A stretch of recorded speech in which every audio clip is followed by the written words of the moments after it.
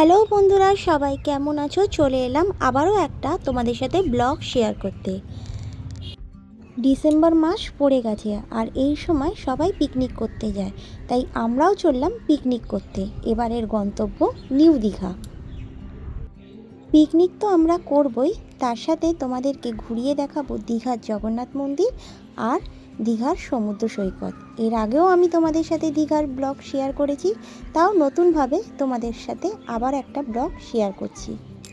আশা করি তোমাদের এই ব্লগটা ভালো লাগবে। প্রায় 177 কিলোমিটার পথ অতিক্রম করে আমরা অবশেষে পৌঁছালাম দীঘায়। ঘড়িতে এখন 4:43 বাজে, আর এই মুহূর্তে আমাদের যে হোটেল বুকিং করা ছিল তাদের দরজা খোলেনি, তাই আমরা ভাবলাম এই সময়টা কি করব, সি বিচে চলে যাই। এসে দেখি আমাদের মতন সবারই একই অবস্থা। যেসব ট্যুরিস্ট পার্টিরা বা পিকনিক করতে যারা এসেছে বাসে করে, তারা আমাদের এই রকম টাইমেই বাস থেকে নেমেছে, তো তাদের সবারই হোটেলের দরজা খোলেনি, তাই সবাইকেই দেখলাম এরকম সি বিচের ধারে ঘুরে বেড়াতে। আর এত জমজমাট, মনে হবে যেন সন্ধেবেলা, সকাল বলে মনেই হবে না। ঘড়িতে তখন এই 5:10-15 বাজে আমাদের হোটেল থেকে ফোন করলো যে দরজা খুলে দেওয়া হয়েছে, এবারে হোটেলে আমরা যেতে পারি। তাই যাওয়ার আগে সি বিচের ধারে একটা পার্ক মতন করা আছে, সেখানটা একটু ঘুরে গেলাম। আসলে সামনেই তো ক্রিসমাস, তাই জন্যই এত সুন্দর করে লাইট দিয়ে সাজিয়ে রেখেছে। এই যে জায়গাটা দেখতে পাচ্ছ, এটা হলো দীঘা হেলিপ্যাড।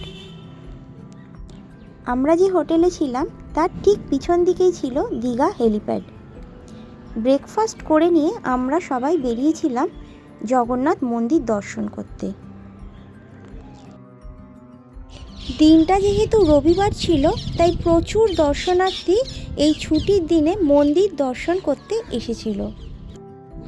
মন্দিরের 2 নম্বর গেটের ওখানেই দেখতে পেলাম 3-4টে কাউন্টার করা আছে, যেখানে বিনামূল্যে জুতো রেখে মন্দিরে প্রবেশ করতে হবে। নির্দিষ্ট কাউন্টারে আমরাও জুতো খুলে রেখে মন্দিরের প্রবেশদ্বারের দিকে এগিয়ে গেলাম।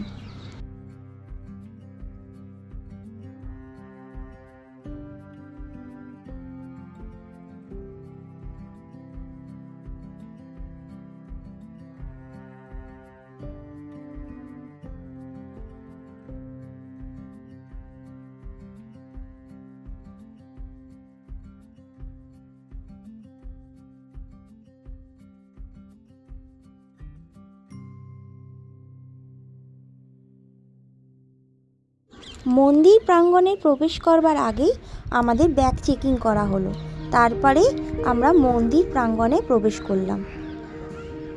দেখতে পাচ্ছ কত ভিড় হয়েছে। যেহেতু ছুটির দিন, তাই প্রচুর ভিড় হয়েছে। এইখানে পা ধুয়ে আমরা মন্দিরের দিকে এগিয়ে চললাম।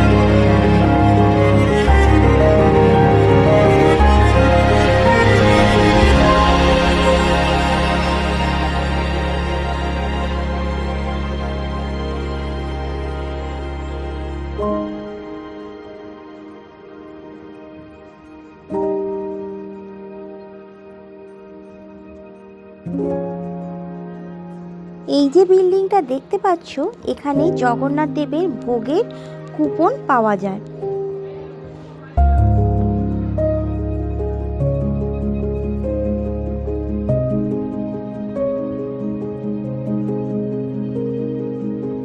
এখানে একটা দোকানও চোখে পড়ল। চলো দোকানের ভেতরটা তোমাদেরকে ঘুরিয়ে দেখাই।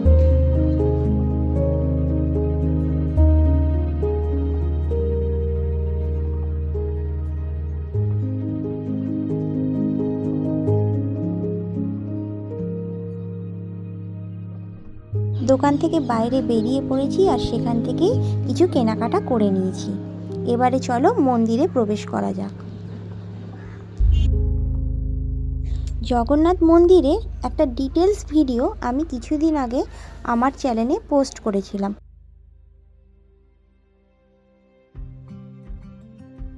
যখন প্রথম জগন্নাথ মন্দিরটা উদ্বোধন হয়েছিল তখন কিন্তু জগন্নাথ মন্দিরে ফটোগ্রাফি কিংবা ভিডিওগ্রাফি অ্যালাউ ছিল, যার জন্য আমার মা যখন এসেছিল, আমার মা জগন্নাথ মন্দিরের পুরো ভেতরকার ভিডিওটাও করে আমাকে পাঠিয়েছিল, যেটা আমি একটা ভিডিওতে পোস্ট করে তোমাদেরকে দেখিয়েছিলাম।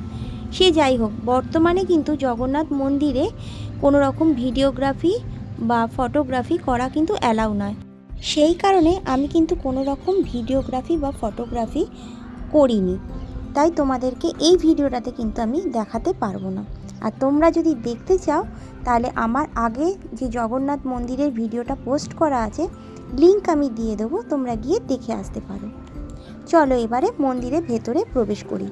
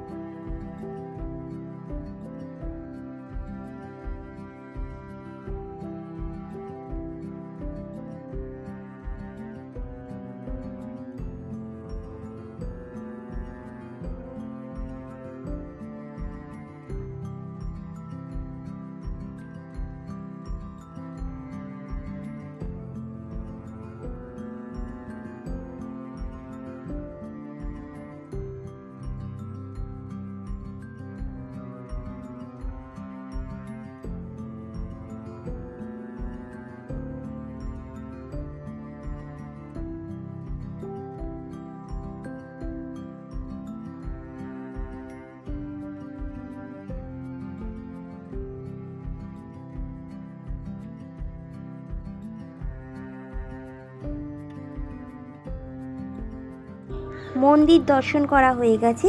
এবারে এখান থেকে একটা টোটো নিয়ে সোজা পৌঁছে গেলাম ওল্ড দীঘা সি বিচে।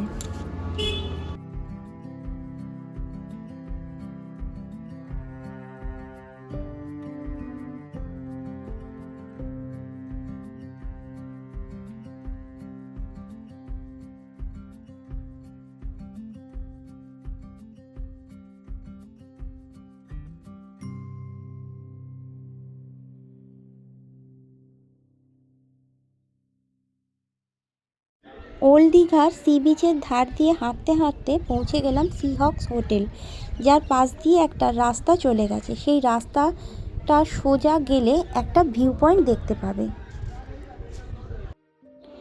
এই ভিউ পয়েন্টে দাঁড়িয়ে দূরে সমুদ্রের সি বিচটাকে দেখলে তোমার মনে হবে তুমি যেন ভাইজ্যাগে এসে পৌঁছে গেছো। এই জায়গাটা বছরখানেক আগেও ছিল না। 2024 সালে যখন এসেছিলাম তখন সবে এটা তৈরি হচ্ছে, তখন এই বসার যে সিটিং অ্যারেঞ্জমেন্ট সেটাও ছিল না। এবারে এসে দেখছি এখানে বসবার জন্য অনেকগুলো সিট করা আছে, যেখান থেকে বসে তুমি দূরের সমুদ্রটাকে ভালোভাবে দেখতে পাবে।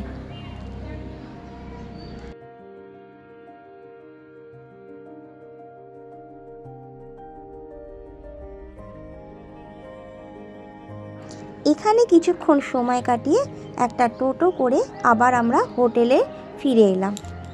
বিকেল হতেই চলে গেছিলাম নিউ দীঘা সি বিচে। এখানে এসে দেখতে পেলাম এই সি বিচে প্রচুর অ্যাক্টিভিটি হচ্ছে। ওই দেখো দূরে প্যারাস্লাইডিংও হচ্ছে, দেখতে পাচ্ছ? এখানে কিছুক্ষণ সময় কাটিয়ে আমরা আবার ফিরে গেলাম হোটেলে। আজকেই আমাদের বাস ধরে বাড়ি ফিরতে হবে।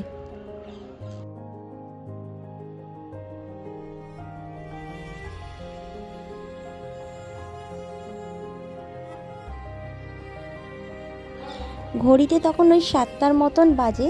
আমরা বাড়ি ফেরার উদ্দেশ্যে রওনা দিলাম। চারদিকে লাইটগুলো জ্বলে গেছে, কি সুন্দর দেখতে লাগছে।